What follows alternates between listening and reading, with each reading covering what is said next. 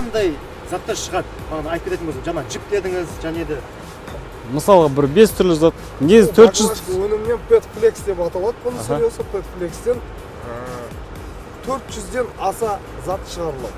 400-ден аса. 400-ден аса зат шығарылады. Бізде Қазақстанда ондай жоқ қой сондай, Например, осы киіп жүрген куртканың ішіндегі синтепон.